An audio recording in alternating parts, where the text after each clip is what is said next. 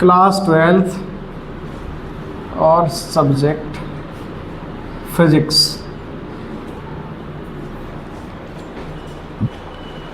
Chapter और unit तुम्हें सबको पता है। यूनिट फर्स्ट है कौन सी, याद है बच्चों? बताओ कौन सी बताई थी? स्थिर वैद्युत की, इलेक्ट्रोस्टैटिक्स।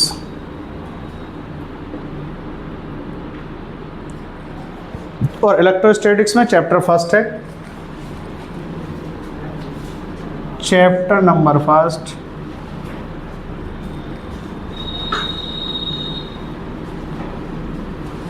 वैद्युत क्षेत्र तथा आवेश। अब क्या हो रहा है कि कुछ बुक में तो वैद्युत क्षेत्र तथा आवेश दे रखा है, लेकिन कुछ बुक्स में क्या कर रखा है, चेंज कर रखा है। अब जो एनसीईआरटी की बुक है उसमें दिया हुआ है चैप्टर फर्स्ट स्थिर वैद्युत आवेश तथा क्षेत्र, electrostatic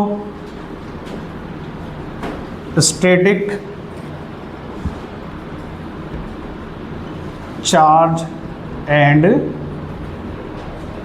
field. Electrostatic charge and field. तो सबसे पहला जो टॉपिक पढ़ाया जाएगा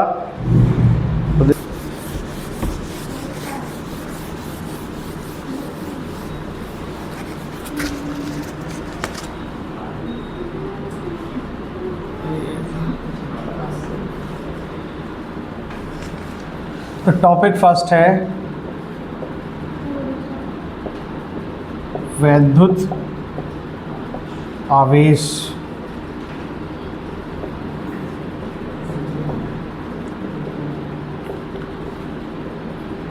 इलेक्ट्रिक चार्ज।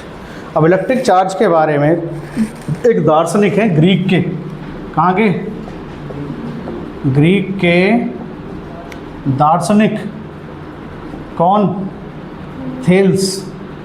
थेल्स ने 2500 वर्ष पूर्व, कब बताया था? 2500 वर्ष पूर्व ये बताया था कि एक पत्थर होता है पीला भूरे रंग का, पीला भूरे रंग का एक पत्थर होता है जिसे क्या कहा गया?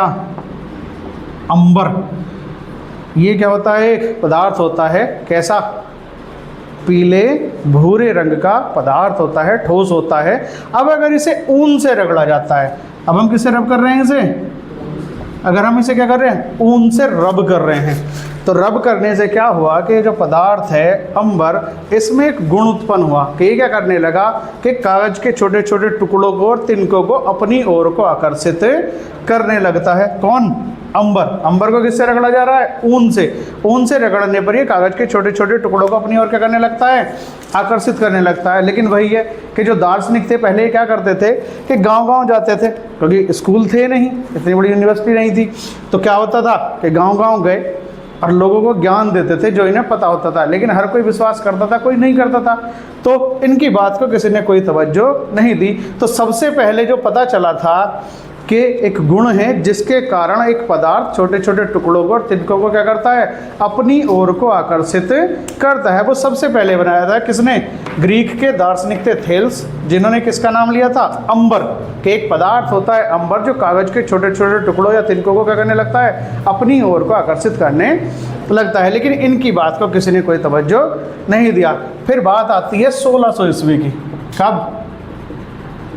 1600 ईस्वी की। एक आए इंग्लैंड के डॉक्टर गिलवर्ट, और डॉक्टर गिलवर्ट ने बताया कि सिर्फ अंबर ही नहीं है, अंबर के अतिरिक्त भी बहुत सारे ऐसे पदार्थ हैं। जैसे उन्होंने क्या बताया? कांच भी बताया है, अभ्रक बताया है, और आबनूस के बारे में बताया था। कौन सा? आबनूस, लाख, सल्फर भी है। आदि ऐसी चीज़ें हैं जिन्हें हम किससे रगड़ रहे हैं?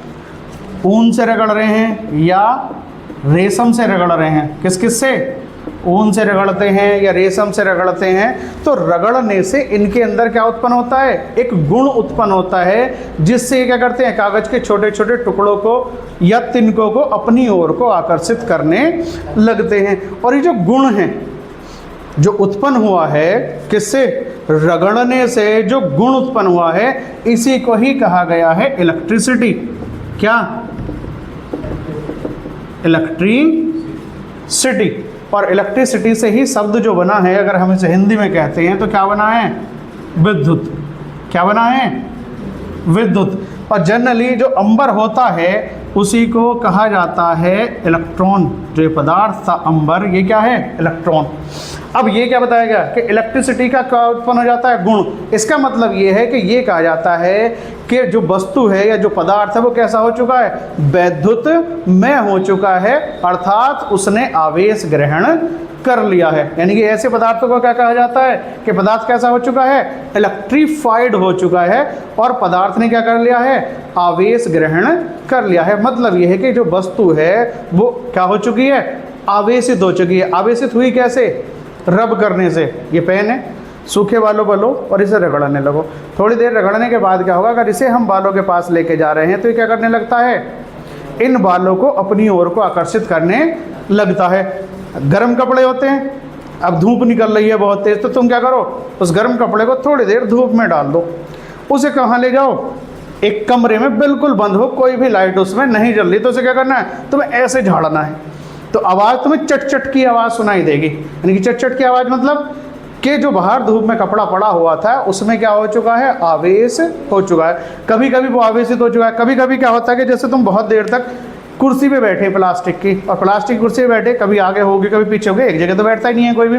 उसके बाद तुम्हें क्या लगा कि चलो मैं पानी से हाथ धुल लूँ, तो जैसे ही तुम टैप के पास जाते हो और उसे जैसे ही छूते हो तो ऐसा लगता है जैसे हल्का सा करंट लगा हो, तो करंट नहीं लगता है। यानी कि घर्षण से, यानी तुम जो बार बार घर्षण किया तुमने कुर्सी पे, तुम्हारी बॉडी क्या हो गई है, चार्ज हो गई है, और वो चार्ज होने की वजह से जैसे ही तुम उसे छूते हो वो आवेश उसमें विसर्जित हो जाता है, तुम्हें हल्का सा एक झटका महसूस होता है। ऐसा लगता है जैसे क्या लग गया है कि करंट तुम्हें लग चुका है। तो वो करंट नहीं होता, वो क्या होता है, आवेश होता है जो विसर्जित हो जाता है। तुरंत ही जैसे तुम छुएगे वो उसमें क्या चला जाता है, आवेश चला जाता है। तो ये तो तुम्हें क्लियर हो चुका है कि आवेश क्या है, कैसे उत्पन्न होता है।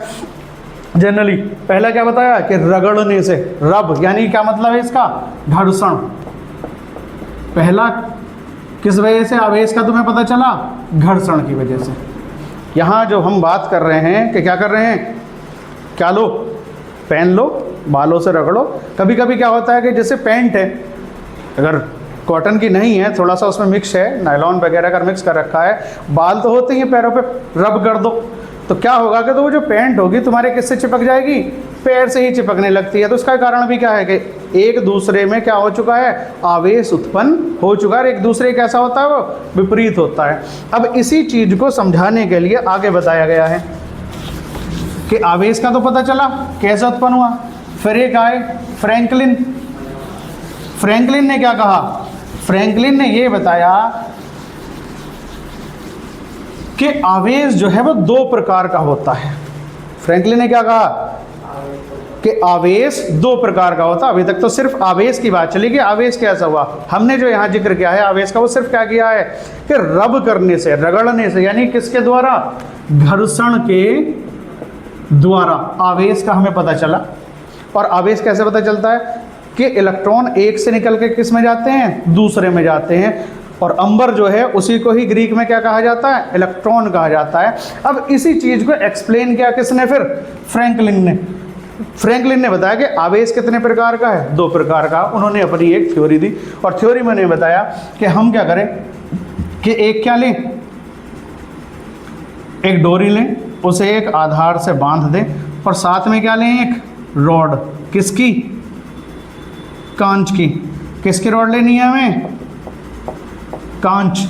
और कांच की रॉड को क्या करना है, रेशम से रगड़ना है। किसके द्वारा, रेशम। रेशम तो जानते हो बच्चों सब, ये क्या हुआ, ग्लास। और किससे लिया, एक टुकड़ा किसका लिया हमने, सिल्क का ले लिया। एक टुकड़ा लिया सिल्क का, और इस कांच की जो रॉड थी इसे हमने सिल्क से रब किया और इसे यहाँ एक दृढ़ आधार से लटका दिया। अब जब रब किया है तो आवेशित तो हुए होंगे, ये रॉड भी आवेशित हुई है और जो ये सिल्क है ये भी क्या हुआ है, आवेशित हुआ है, दोनों आवेशित हुए। करा गया, इसे यहाँ लटका दिया। फिर उन्होंने क्या किया, एक रॉड और ली ऐसी, वो भी किसकी थी, कांच की।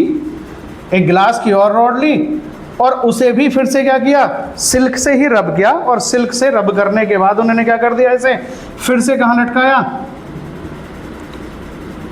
एक दृढ़ आधार से लटका दिया और दोनों रॉडों को एक दूसरे के पास लटकाया। तो जब दोनों को एक दूसरे के पास लटकाया तो उन्होंने ये देखा कि रॉड एक दूसरे से क्या हुई, प्रतिकर्षित हुई। क्या हुई, प्रतिकर्षित हो गई, दोनों के दोनों की रॉड, यानी कि दोनों रॉड है। इसका मतलब क्या पता चला कि जब दोनों ही की दोनों कांच की रॉड थी और दोनों की किससे रब किया गया है, सिल्क से रब किया गया है, तो दोनों पे आवेश क्या होगा, समान होगा। समान आवेश की वजह से इनमें क्या हुआ है, रिपल्सन हुआ, यानी कि क्या हुआ, प्रतिकर्षण हुआ। पहला एक्सपेरिमेंट तो नहीं, उन्होंने अब तक ये बता दिया कि अगर सजातीय आवेश है तो उनमें क्या होता है, प्रतिकर्षण होता है। फिर उन्होंने क्या करा, एक क्या ली, एक छड़ ली किसकी, आबनूस की। किसकी, आबनूस। आबनूस की छड़ को बिल्ली की खाल जानते हो, फर, जिसे फर भी कह देते हैं, तो एक क्या ली, बिल्ली की खाल ली और आबनूस की छड़ को इससे क्या किया, रब कर दिया। रब करने के बाद कुछ ना कुछ तो हुआ होगा, और क्या हुआ तुम्हें सबको पता है कि इलेक्ट्रॉन एक में से निकल के दूसरे में चले जाते हैं। तो जब इससे इन्होंने रब किया तो ये भी आवेशित होगी और ये भी आवेशित होगा, इसे भी ऐसे लटका दिया। फिर एक और ली रॉड इन्होंने, अब फिर से किसकी ली, आबनूस की, और आबनूस की फिर एक रॉड ली और इस रॉड को फिर से क्या करा, एक छड़ को फिर से किससे रब किया, बिल्ली की खाल से, और बिल्ली की खाल यानी कि फर से रब करके इन्होंने फिर से इसे क्या करा, लटका दिया। इन्होंने देखा कि इन दोनों में भी क्या हुआ, यहाँ भी प्रतिकर्षण हुआ, यहाँ भी क्या हुआ, प्रतिकर्षण। यानी कि अब तक इतनी कहानी पता चल चुकी है, अगर सजातीय आवेश होते हैं तो उनके बीच में क्या होता है, प्रतिकर्षण होता है। अब उन्होंने क्या किया कि एक गिलास की रॉड जो कि किससे रब की गई थी, किससे रब करा हमने इसे, गिलास की रॉड को किससे रब किया, सिल्क से, और एक आबनूस की जिसे हमने किससे रब किया, फर से रब किया। इन दोनों को एक दूसरे के पास लटकाया तो उन्होंने ये देखा कि दोनों जो रॉड थी एक दूसरे की ओर को आकर्षित हो गई। क्या हुई, एक दूसरे की ओर को क्या हो गई, आकर्षित हो गई। यानी कि इनमें फोर्स कौन सा लगा, अट्रैक्शन, इनमें कौन सा था, रिपल्सन। तो बात यहाँ तक क्लियर हो चुकी है। जो किसने बताया, डॉक्टर फ्रैंकलिन ने बताया था। क्या कहा था कि अगर आवेश सजातीय हैं तो उनके बीच में क्या होता है, प्रतिकर्षण बल लगता है। सजातीय हैं तो क्या लगेगा, प्रतिकर्षण लगेगा। लेकिन अगर ये दोनों हैं और दोनों एक दूसरे की ओर आकर्षित हो रहे तो इसका मतलब क्या होगा कि इनके बीच जो आवेश है जिसकी वजह से प्रतिकर्षण बल लग रहा है तो वो कौन सा होना चाहिए, विजातीय। तो इन्हें कहा कि दो प्रकार के आवेश हैं, अगर सजातीय होंगे तो उनके बीच में क्या होगा, प्रतिकर्षण होगा, अगर अलग अलग प्रकार के हैं तो। अब उन्होंने सीधे सीधे बताया और बिना किसी विवाद के ये बात मान ली गई है कि अगर हम कांच को रब करते हैं किससे, सिल्क से, तो कांच में से कुछ इलेक्ट्रॉन निकल कर किस में एंटर कर जाते हैं, सिल्क में। तो कांच कैसा हो जाता है, धनावेशित। ये भी अभी समझाया जाएगा कि कैसे धनावेशित होता है, कैसे ऋणावेशित होता है। और आबनूस के बारे में क्या बताया गया, आबनूस के बारे में ये बताया गया है कि फर से कुछ इलेक्ट्रॉन निकल कर वो किस में एंटर कर जाते हैं। तो यहाँ दो चीज़ें पता चली कि जो गिलास है वो गिलास कैसा हुआ, पॉजिटिव, और दूसरा क्या था, आबनूस, आबनूस कैसा हो गया, निगेटिव। तो इस तरीके से किसने, फ्रैंकलिन ने बताया कि आवेश कितने प्रकार का है, दो प्रकार का है। कैसे कैसे, एक कैसा होता है, पॉजिटिव, और दूसरा कैसा होता है, निगेटिव। एक धनावेशित होता है और एक कैसा होता है, ऋणावेशित होता है। अब कोई भी वस्तु धनावेशित, ये तो क्लियर हो चुका है, कोई भी वस्तु धनावेशित या ऋणावेशित कैसे होती है। अब क्या बताया गया है यहाँ कि एक में से इलेक्ट्रॉन निकल रहे हैं, दूसरे में एंटर कर रहे हैं। अब यही बात तुम्हें बताई जाएगी। सोडियम के बारे में जानते हो, सोडियम का प्रतीक होता है कितना, Na। सभी को पता है कि सोडियम का प्रतीक कितना होता है, Na। परमाणु क्रमांक कितना होता है, 11। इलेक्ट्रॉनिक कॉन्फ़िगरेशन कितना हो गया, 2 8 1। Cl के बारे में भी सभी को पता है, क्लोरीन। तो क्लोरीन का कितना होता है, यहाँ ये 11 23 होता है, ये 17 Cl कितना होता है, 35 होता है। अगर इसका इलेक्ट्रॉनिक कॉन्फ़िगरेशन करें तो कितना हो जाएगा, 2 8 1 हो जाएगा। अगर हम इसका करें तो ये कितना होगा, 2 8 7 हो जाएगा। अब कोई भी वस्तु धनावेशित या ऋणावेशित कैसे होती है वो चीज़ उसमें बताई जाएगी। अब देखो 2 8 1 यानी कि बाह्य कक्षा में कितने इलेक्ट्रॉन है, 1। इसमें कितने हैं, इसी से ही रिलेटेड है एक इलेक्ट्रॉन थ्योरी। कौन सी है, इलेक्ट्रॉन क्या है, सिद्धांत। और इलेक्ट्रॉन सिद्धांत क्या कहता है कि प्रत्येक पदार्थ छोटे छोटे कणों से मिलकर बना होता है। इन कणों को अणु कहते हैं और अणु परमाणुओं से। परमाणु के केंद्र में क्या होता है, एक धनावेशित नाभिक होता है जिसमें क्या होते हैं, प्रोटॉन और न्यूट्रॉन होते हैं, जबकि इलेक्ट्रॉन नाभिक के चारों ओर विभिन्न कक्षाओं में चक्कर लगाते रहते हैं। किसी भी परमाणु में किस किस की संख्या, धनावेश और ऋणावेश की संख्या बराबर होती है। अतः प्रत्येक परमाणु क्या होता है, विद्युतीय उदासीन होता है, यानी कि वो क्या होता है, इलेक्ट्रिकली न्यूट्रल होता है, यानी कि जितना धनावेश होता है उतना ही ऋणावेश होता है। अब अगर हम इसकी बात करें सोडियम की, तो सोडियम में प्रोटॉन कितने, 11, क्योंकि परमाणु क्रमांक बराबर क्या होता है, प्रोटॉनों की संख्या बराबर इलेक्ट्रॉनों की संख्या। पढ़ रखी है, केमिस्ट्री में सब बताया गया है कि परमाणु क्रमांक बराबर कितना होता है, प्रोटॉनों की संख्या बराबर होती है इलेक्ट्रॉनों की संख्या। तो दोनों चीज़ें एक दूसरे क्या हो जाती हैं, ये बराबर। तो कितना हुआ, 2 8 1। तो P प्लस कितने, 11, और इलेक्ट्रॉन भी कितने, 11, यानी कि जितना धनावेश है उतना ही क्या है, ऋणावेश है। तो इसका मतलब सोडियम अभी तक क्या है, विद्युतीय उदासीन है। अब विद्युतीय उदासीन होने की वजह से अभी इस पर कोई आवेश हम नहीं कह सकते कि ये धनावेशित है या ऋणावेशित है। इसी तरीके से Cl का है 2 8 7। अब बाह्य कक्षा में इलेक्ट्रॉन कितने हैं इसके, 7 होते हैं, ठीक। अब सपोज करो कि इसमें से एक इलेक्ट्रॉन निकल जाए, क्या हुआ, एक इलेक्ट्रॉन निकल गया, यानी कि सामान्य अवस्था से क्या हो गई, इस पे एक इलेक्ट्रॉन की कमी हो जाए। किस पर, सोडियम पर एक इलेक्ट्रॉन की क्या हो जाए, कमी, यानी कि इलेक्ट्रॉन कितने बचे, अगर हम एक निकाल दें तो कितने बचेंगे अब इस पे, 10। अब जिस इलेक्ट्रॉन की कमी हुई है, अब यहाँ एक इलेक्ट्रॉन की क्या हो जाए, वृद्धि, यानी कि एक इलेक्ट्रॉन यहाँ क्या हो जाए, एक्सेस में हो जाए। तो यहाँ अब कितने हो जाएंगे, यहाँ कितने थे, इलेक्ट्रॉन कितने थे, 17, और प्रोटॉन कितने थे, 17। अब इसमें एक इलेक्ट्रॉन बढ़ा दो तो कितने हो गए, अब 18। इसमें कितने हो गए, कम। अगर सामान्य अवस्था से एक इलेक्ट्रॉन की कमी हो जाती है, किस पर, सोडियम पर, तो अब धनावेश की संख्या क्या हो गई, ज़्यादा हो गई। तो जिसकी मेजॉरिटी होगी उसी की वजह से चार्ज हो जाता है। या ये कह सकते हो कि एक इलेक्ट्रॉन जब इस पर निकल के गया तो एक इसे क्या हो गया, इसमें से एक इलेक्ट्रॉन की कमी हो गई। तो कमी होने की वजह से ये कैसा हो जाता है, सोडियम आयन बन जाता है। और सोडियम आयन कैसे बनेगा, धनायन हो जाएगा। तो ये कैसा बन जाता है, धनावेशित आयन बन जाता है। अब इसके बाद जब इसमें एक इलेक्ट्रॉन की बढ़ोतरी हो जाएगी तो इलेक्ट्रॉन क्या होंगे, एक्सेस में, यानी कि ज़्यादा हो जाएंगे सामान्य अवस्था से। तो जब सामान्य अवस्था से ज़्यादा हो जाएंगे तो क्लोरीन भी क्या बन जाएगा, अब क्लोरीन बन जाएगा आयन। और कैसा आयन होगा, निगेटिव। निगेटिव मतलब कि ऋणावेशित आयन। तो अब इस चीज़ को समझो, अगर किसी वस्तु पर सामान्य अवस्था से यहाँ क्या लिखोगे, कमी, और यहाँ क्या लिखोगे, एक्सेस का मतलब अधिकता। अगर किसी भी पदार्थ पर, किसी वस्तु पर सामान्य अवस्था से इलेक्ट्रॉन क्या होगी, कमी, एक इलेक्ट्रॉन की कमी हो गई। तो कमी होने की वजह से ये क्या बना है, धनावेशित आयन। और ये क्या बना, अब इस पे एक इलेक्ट्रॉन की क्या हो गई, अधिकता। ये क्या बन चुका है, ऋणायन। ऋणावेशित आयन कह सकते हो या ऋणायन कह सकते हो, और ये धनायन।